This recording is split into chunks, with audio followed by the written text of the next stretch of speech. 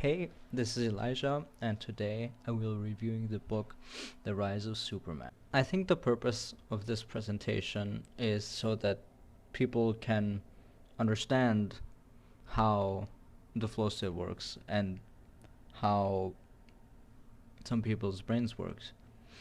Because not everyone's brain works the same, and not everyone is able to basically concentrate the same. Everyone's different, and everyone has different sorts of things that they need to consider when they do sports.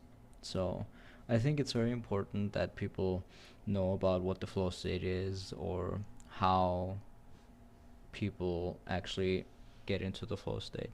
So this is something that everyone should know about themselves, about how they can gain the maximum amount of performance from just simply concentrating, because I feel like a lot of people don't think about that or don't know. Sometimes it may happen, sometimes it doesn't, but I think it's important that everyone can figure out how they can get in the zone and how they can actually do this consistently over a longer period of time, and what actually happens in their brain and how they can actually keep doing it over and over and over, and what the effects and what the causes of this are, or what the effects of and the causes of this is. So I think it's something that it's just important to know about.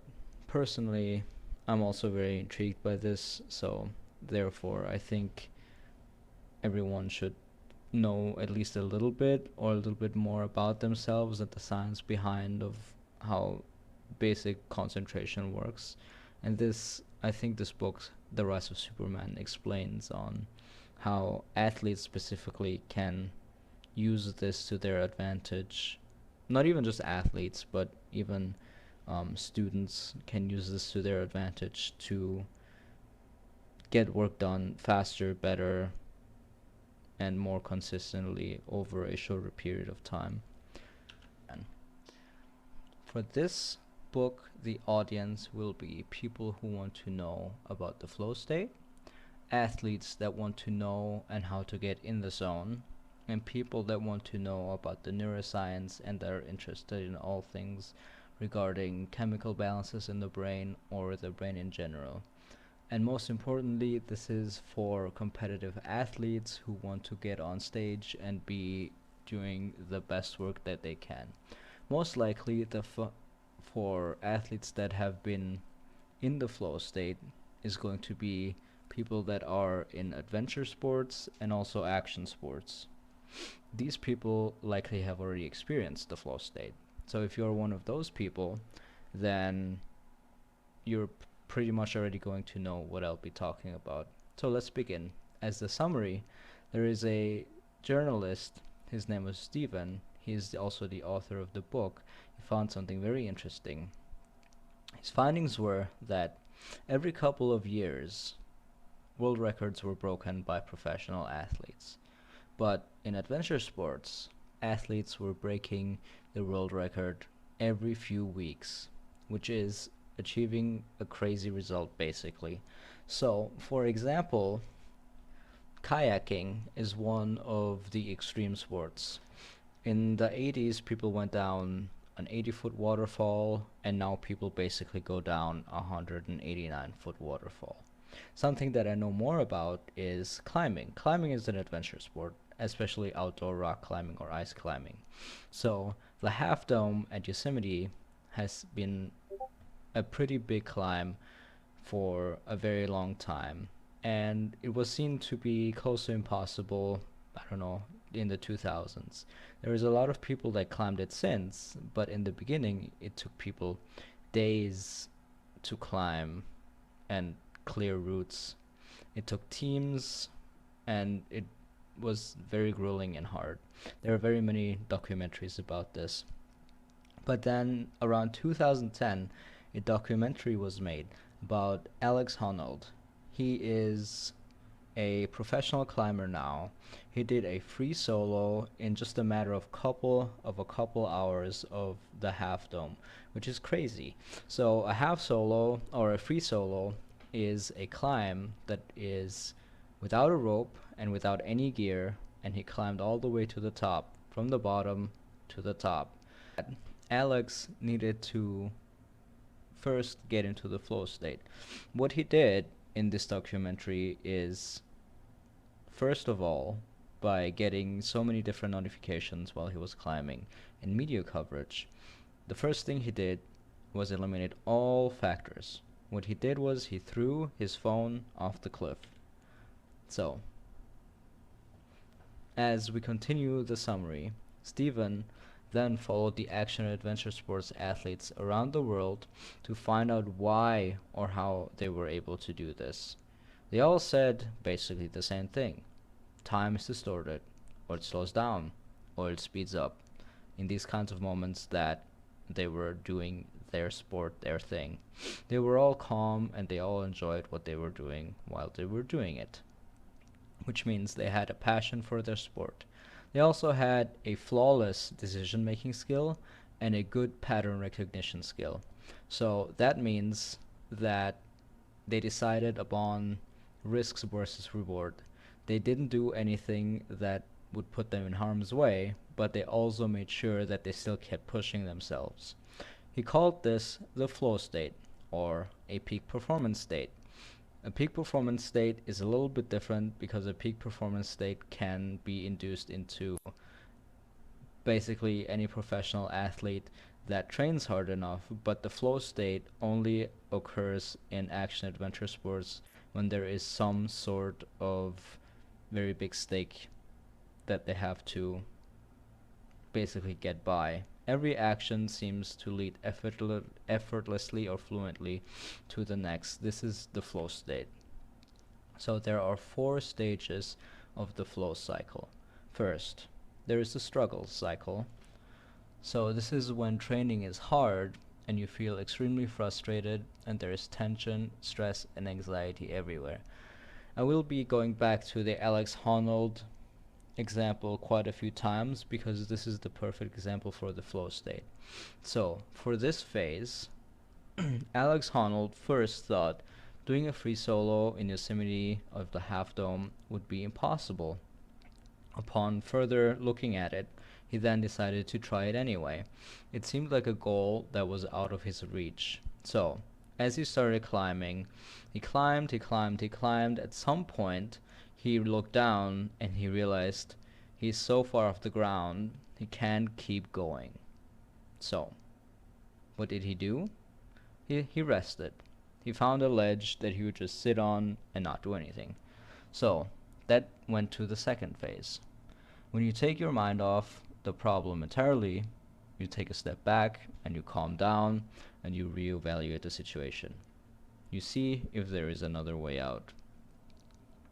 After that, you enter the flow state, which is the third phase. The flow state is basically an experience where you basically go to optimal performance.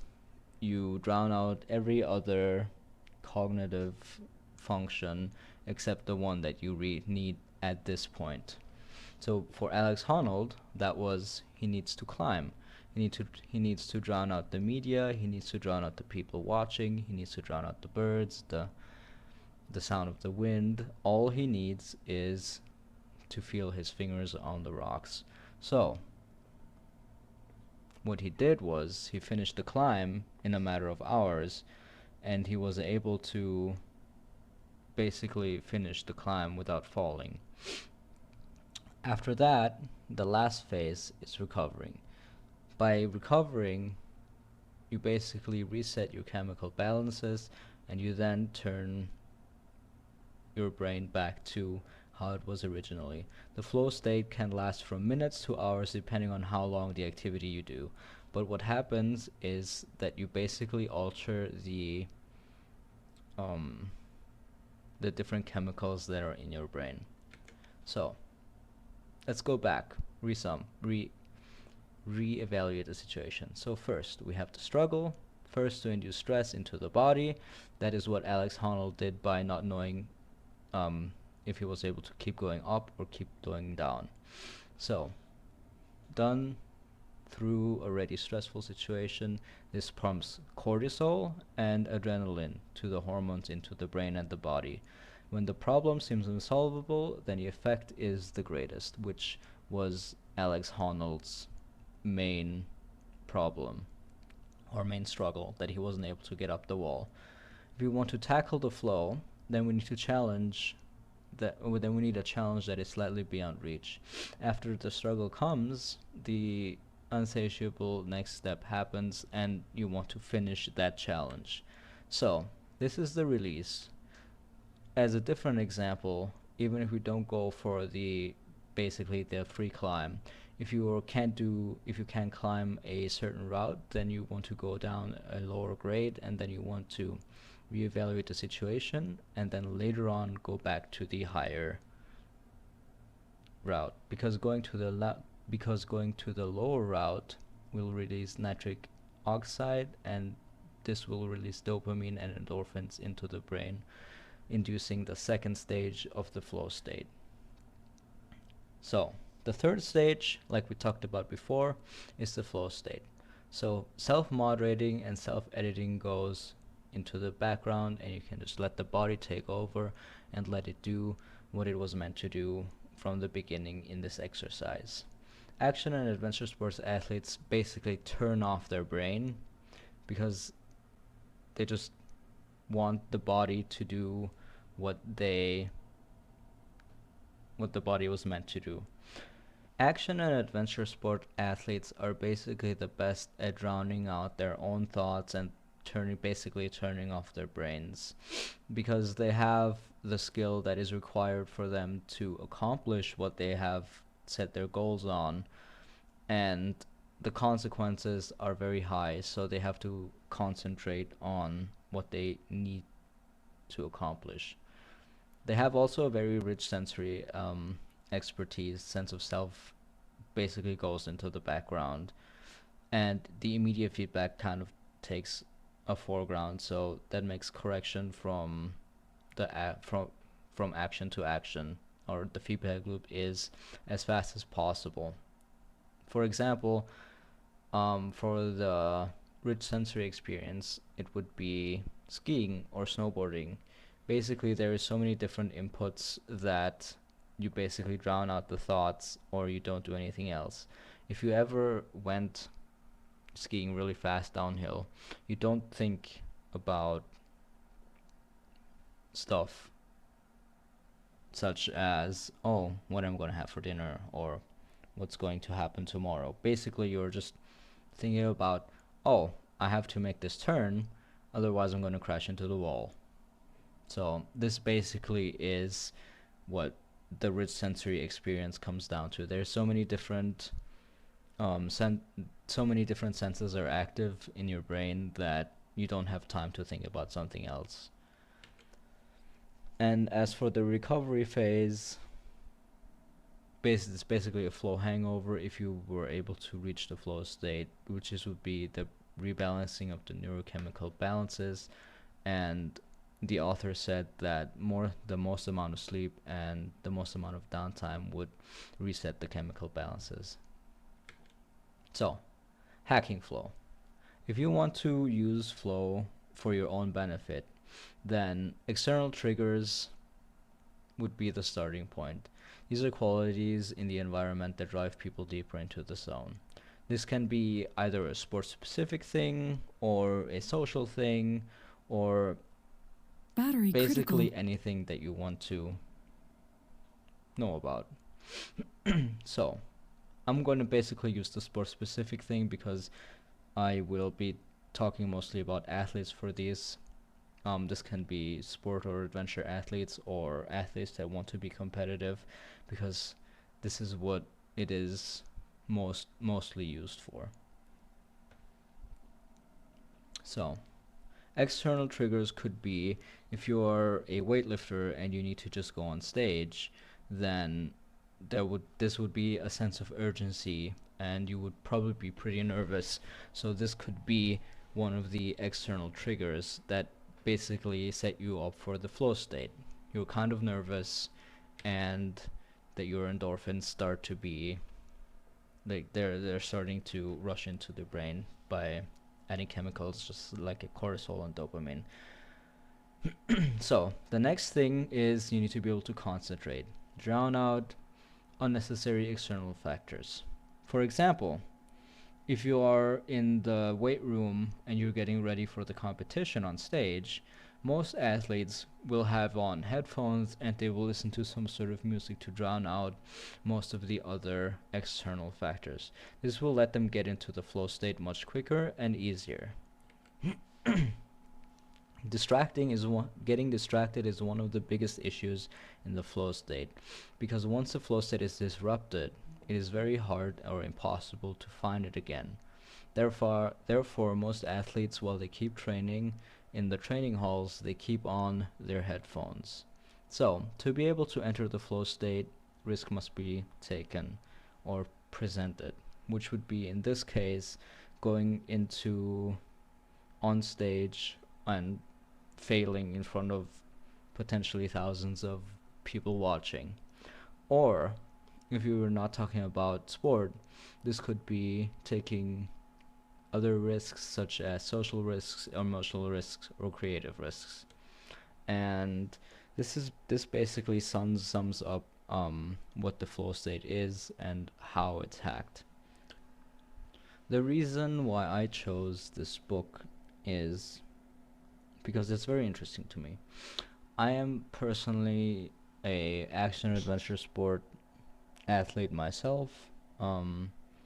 I used to do gymnastics, and then I started doing parkour and free running. Then I tore my ACL, and I started doing rock climbing. So I started doing rock climbing and ice climbing outside, and I've noticed that in the sport of parkour and free running, which is also outside and climbing, the flow state seems to kind of be induced automatically once you just focus on something and when something is scary. Um, it's something that has happened to me unknowingly a lot of times already, and reading this book and then finding out about how or why it happens, I think is very interesting to me. I'm also very interested in the neuroscience of the brain and the chemical balances, but this this book applies to kind of like the emotions and the feelings that I get from doing sport, mostly climbing, also ice climbing.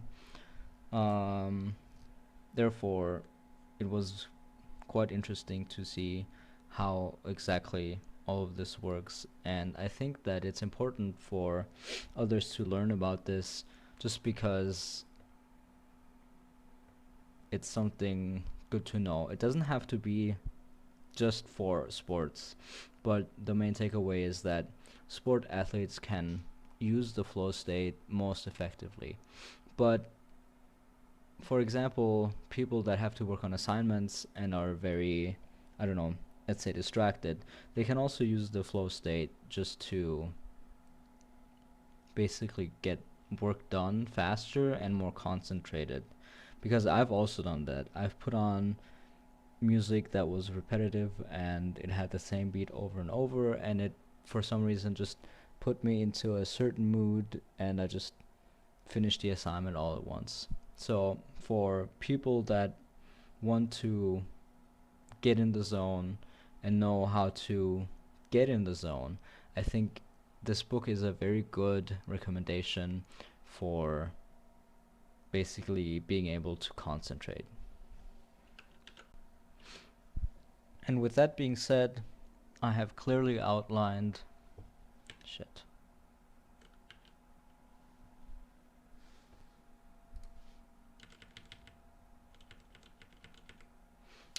And with that being said, I have clearly outlined how the flow state can be hacked. So if you look at the sheet that you or the handout that I have prepared, there are for the 4 different stages of how you can basically achieve the flow state yourself by either being in some sort of difficult situation, either emotionally, socially, or physically. So I hope this will help you gain or be able to access the flow state yourself, which would be very cool if that presentation kind of helped you realize how to do that. So first, I'm just gonna do a really quick summary of the sheet. First, this would be find some sort of trigger that will make you be able to get into the flow state through some sort of arousal. Then second, have some sort of trigger that will keep you kind of in a concentrated state or something that is easier. And third, enter the flow state. And lastly, all you have to do is rest to reset the balance of the flow state. So I hope that this helped, and yeah, this was my presentation. So thank you for listening, and I hope you guys have a good rest of the semester. Thanks. Bye.